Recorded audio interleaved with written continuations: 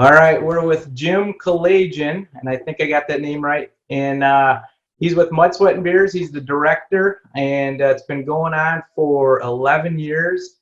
And every year, like right around now, we just like to try to touch base with him and find out what's new, what's exciting, what's changed, and a lot of us are getting ramped up and ready for the race. So, Jim, tell us a little bit about Mud, Sweat, and Beers, and like how it started. I know that you as a group of friends of a bunch of you guys got together. So tell us about that a little bit.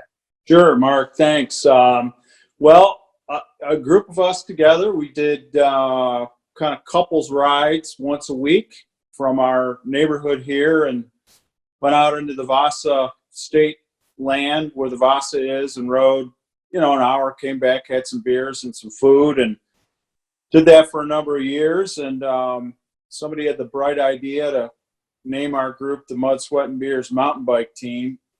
And after we did that about 4 or 5 years, we came up with some crazy idea to do a spring race in Traverse City because there really wasn't one.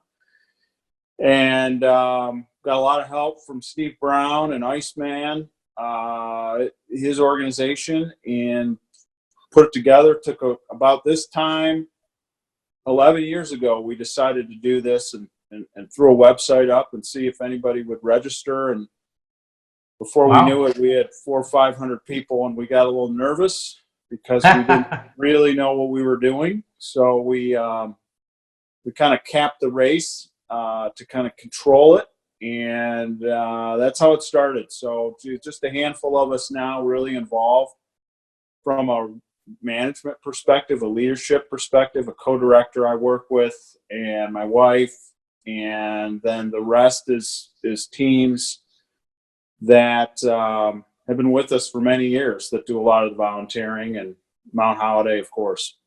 Yeah, awesome. And it is a nonprofit, is that correct? Yes, all the funds we've raised, we're a little over $500,000 since we started this. The lion's share of that goes to Mount Holiday to support their mission of recreation for youth and underprivileged kids, and then the rest of the funds go to the groups that help us put it on, and they're typically all kids-based organizations locally, whether it be Norte or track teams or the cross-country teams. We sort of borrowed the model that Steve Brown and at Iceman has made very effective. It's been great. Yep. Yeah, Norte is really taken off up there over the last few years. That's quite the organization. Yes, my wife and I help coach the kids. We did this fall, and it's amazing. The energy, the expansive. It's now the biggest youth mountain bike team in the state. Nice. It is incredible what they're doing, and not just helping kids learn how to ride bikes, but having a big impact on the community. Yeah, so, I see it down here from Grand Rapids, what you guys are doing up there, and it's amazing. Yeah, it's been really cool. Cool. So let's talk about the course. What do we got? I know we're going clockwise this year. I think you mentioned that there's a couple of say that again. Yeah, going clockwise. That's right. Okay. Is there any other exciting things you can mention that you had mentioned earlier? Well, there is the Vasa single track, which many people have ridden, has traditionally always gone in one direction. I think since I've been here, 20 years, and my sources, the NIMBA, Northern Michigan Mountain Bike Association, tell me this year that it is reversing direction. So that means it will go clockwise from its normal loop. So that'll be trail that nobody has ridden in this particular direction. We're going to utilize some of it. And then there's also some new trail being built as part of the Vasa single track. Some my guess is some rerouting of some of the worn or more the lower quality sections of it. And we're going to use that as well. Tom White spearheads the trail design, and he's telling me he's got a meeting lined up with the DNR to get approval for what he wants to do. And once that gets approved, then we'll have a map that we can share. So it's kind of exciting because even I don't know what he's doing. Quite honestly, he spends so much time in the woods. He's got it mapped out, but it's not approved. So we haven't shared it with anyone. Yeah, that is exciting. It is exciting. I've liked everything you guys have had in the past, but hey, new, Iceman did something new last year too, and it always adds a whole nother element to people who have done it for years. So that's a cool thing. And that was the thinking behind going in a opposite rotation every year. So the beginning of the race, there's really nothing changing between the ski hill and by the time you get to the Vasa, everything is essentially the same. But we thought, well, what can we do that makes it new every year? And so we came up with the reverse direction. And then Tom, through his relationship with the DNR and with NIMBA, have been able to get approval to do special components as part of an event. And that's how we've worked together. It's been good for him because he's able to get some things built and approved a little easier. And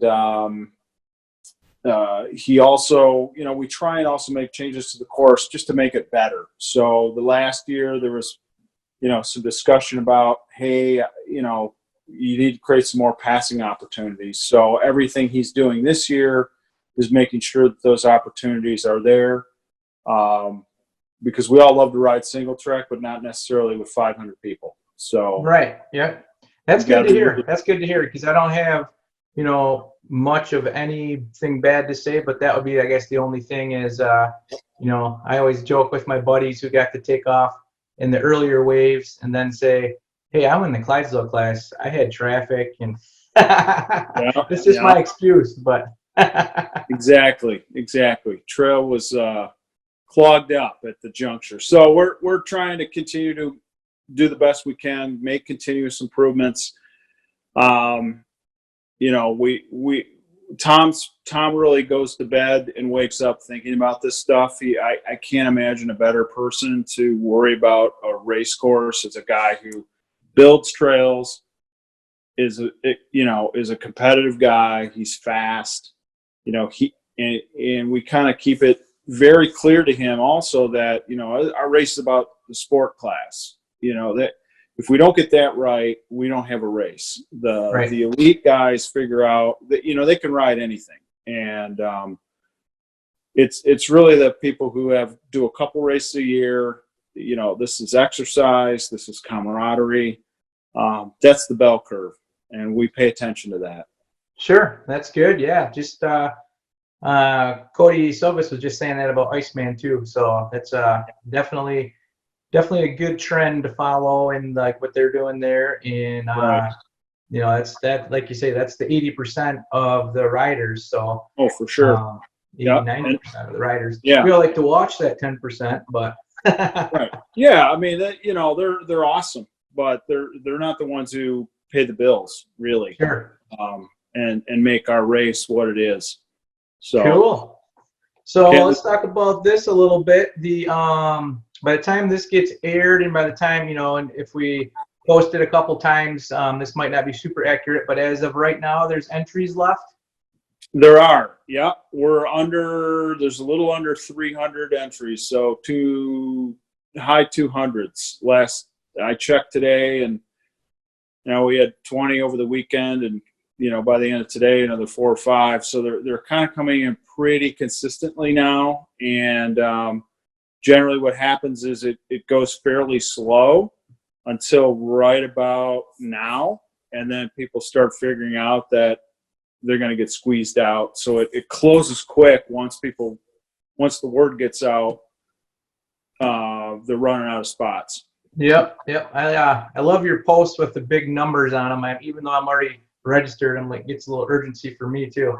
yeah. To get people go and check is what happens. Hey, I've got to get a link up on the website that allows people to go and look at their make sure they're in, because people get anxious. They can't remember if they did anything in Yep. October, because we started taking registration in September. So Yeah. people forget. But Exactly. we try and make room for everybody. We try, we do our best to not have people frozen out. Yeah. Yeah, like you said earlier, I love single track, and it's a single track race. So it is one of those things where you get that many people, you can't have both. You can't have a bunch of people show up and a big giant number and keep it all Right. single track. It's Right. huge balancing act, but I think you guys are doing great. It's I'd Thanks. rather be on 90% single track, for the race, because that's what I love. So Yep.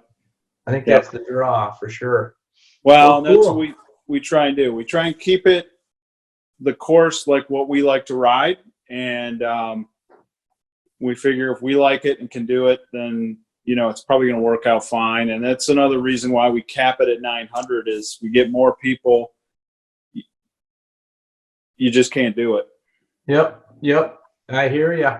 I'm gonna start sharing a few photos and still chat here and ask a few questions. But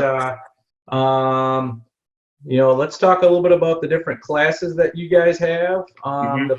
Is it still Stout and Pale Ale? You guys still call it? Oh yeah. Okay. And let's talk about that. So the difference between you got Stout, Pale Ale, Ginger, Root Beer. Let's talk about that.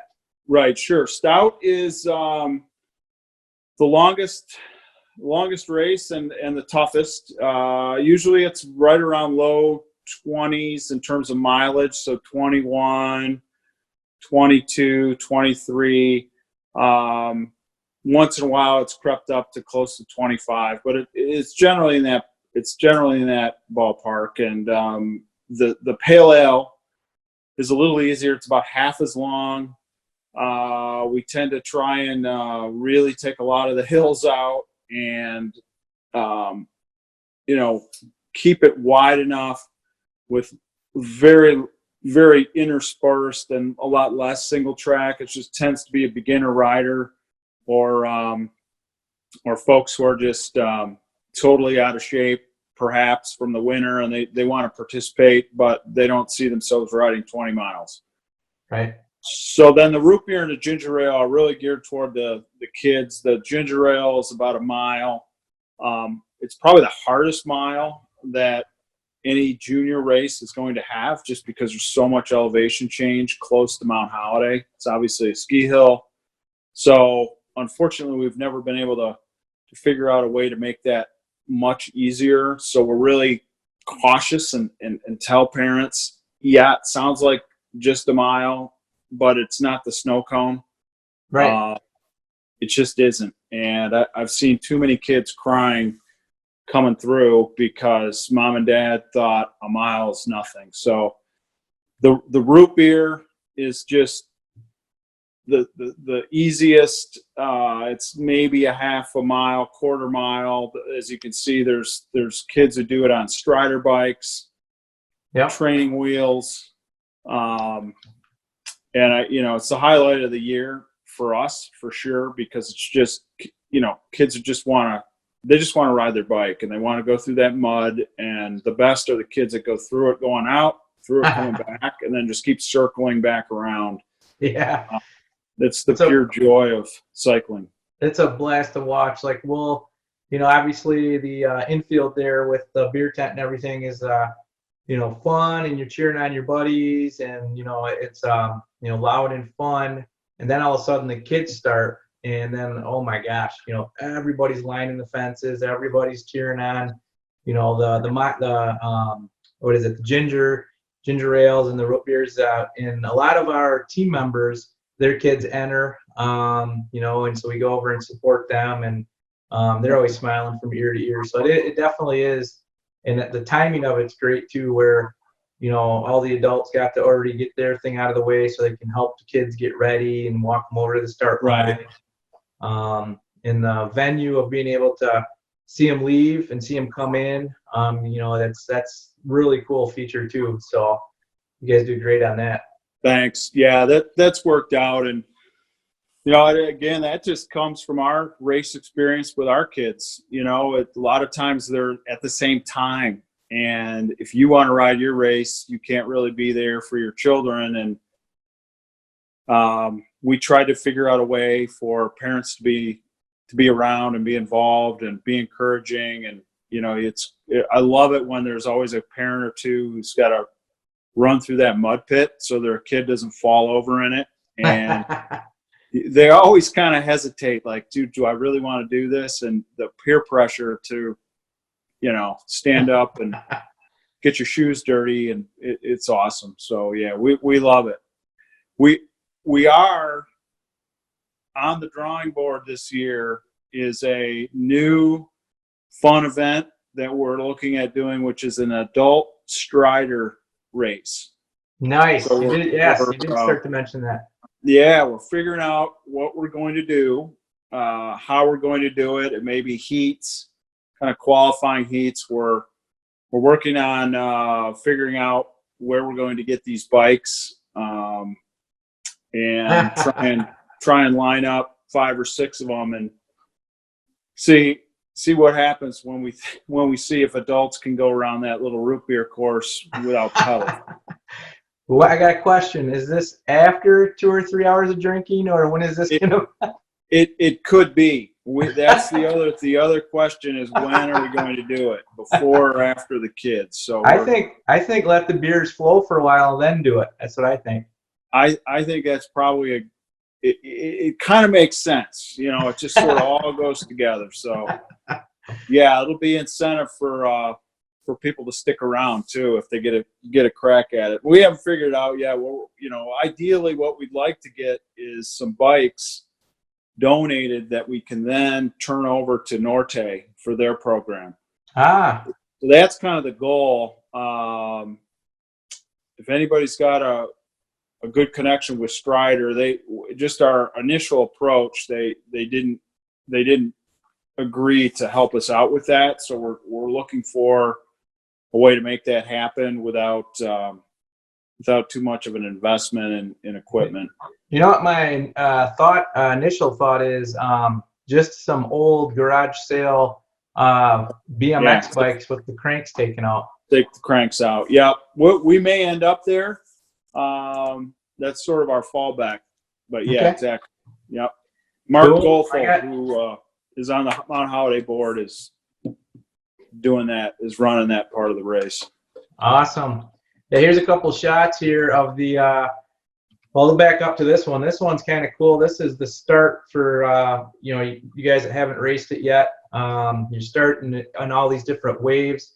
I love how in yours your wave is your class that you're racing against. Versus just starting in a wave with people with similar times. I like the fact that you take off with your class, so you kind of know if you're in second, third, fourth, fifth, whatever your place you're in. It's kind of cool. But that's how you line up. That's how you stage. And then there's the mud pit there, and here's somebody blazing through it. Whose idea was the mud pit? That was that original? That was my wife's. The first year we did the race, we didn't have that, and we were sort of counting on mud generated from spring weather, snow melt. You can see in this picture there's still snow on the ski hill. Sure.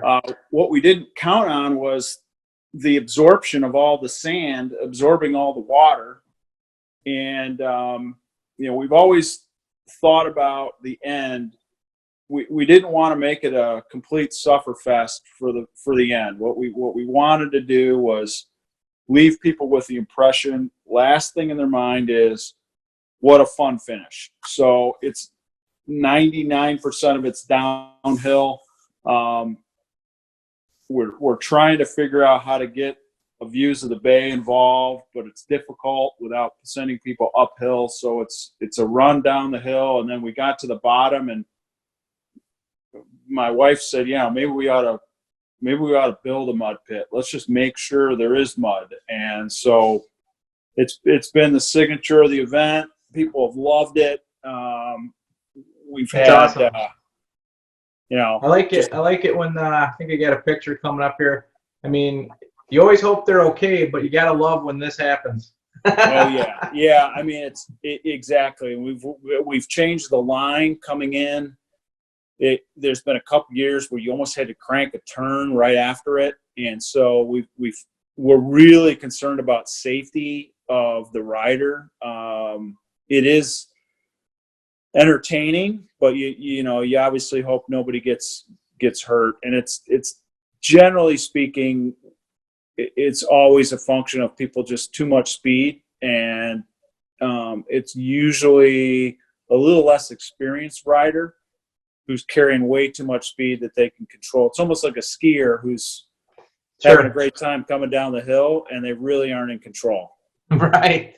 So, right. Because it gets a little yeah. sloppy afterwards there. Yeah. Yeah. The run out behind it gets crazy. So I think it's getting a little more safe. We've had some people tell us that we need to stop it, but it's one of those things where there's far too many people who enjoy it. And yeah. I mean, if nobody's, I don't want to jinx us. If nobody's breaking collarbones and stuff, I think it's pretty darn cool. Right.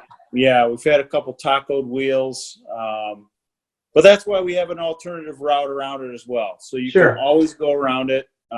Nobody's forcing anyone to do anything. There is as we like to call it, the chicken loop that is high and dry. So pick your poison. Yeah. So the Shorts is sponsoring again. Shorts is it's our second year. We have a 3-year running sponsorship with Shorts. They're our headline sponsor, and we just approved the beer can labels and all the language has to be approved by, I believe, the Liquor Control Commission before we can release what the full label looks like. So this is just a part of it. The name will be revealed once all that gets approved. But so every year this is our 4th year now with a custom can, and it'll be fun. Yeah, that's awesome. I love those cans you guys get going. Thanks. Well, cool. The couple other things I was just going to mention, like I was flipping through your site a little bit, and it talked about lodging. In case once again people haven't been up there yet, we've hit Grand Traverse Resort a few times, not for your race, but we've been up there. Close enough, nice spot. If you want more like that hotel cottage condo feel, you got Cherry Tree Inn, which is biking distance, and for sure Timber Ridge is our favorite. We try to stay there because we like to camp. But if you like to camp, Timber Ridge is your best. If you like hotels, probably Cherry Tree Inn is close. You can actually bike to the event. But I thought I just mentioned a couple of local lodging spots. Any others you want to mention on there? Well, those are 3. Those guys are big sponsors, and then there's I believe connected to the Cherry Tree, and I'm drawing a blank on their name. Points North. Points North, yeah. Okay. Those are we like to. They're very close too, so that's another one that's right at the bottom of the ski hill.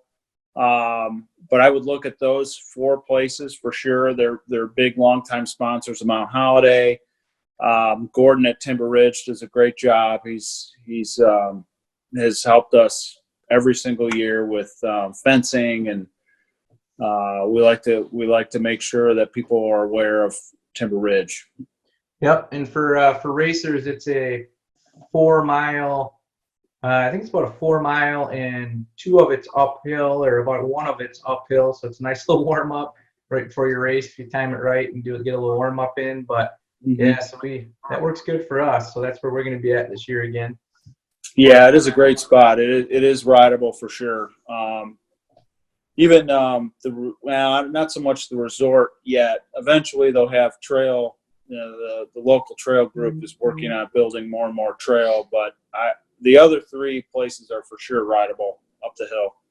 Awesome. Well, thanks, Jim. Thanks for catching up with us. And I like to do this once a year and just see what's new and share with everybody what's going on. So we appreciate your time. You bet. Your race is definitely at the top of our favorites, so we'll be coming back year after year. And the infield, that little infield get together, I saw an email I got to respond to, by the way. The infield is awesome. I love that energy in there, and good music, or good music playing, good beer. So we love your event. So thanks for spending some time with us. It's our pleasure. Thanks for the support, and we look forward to having the Remax team in the infield. You're a part of it, that's for sure. Perfect. Thanks. We'll be in touch. See you soon. All right, you bet. Thanks, All Mark. right. Thanks. Bye-bye. Let's see. I think we're good here. As soon as I find let's see. Awesome. Good work. Appreciate it. All right, no problem. All right. Have a good one. All right, Mark. All Have right. a good See night. you. Thanks. Yep. Yep. Thanks. Bye.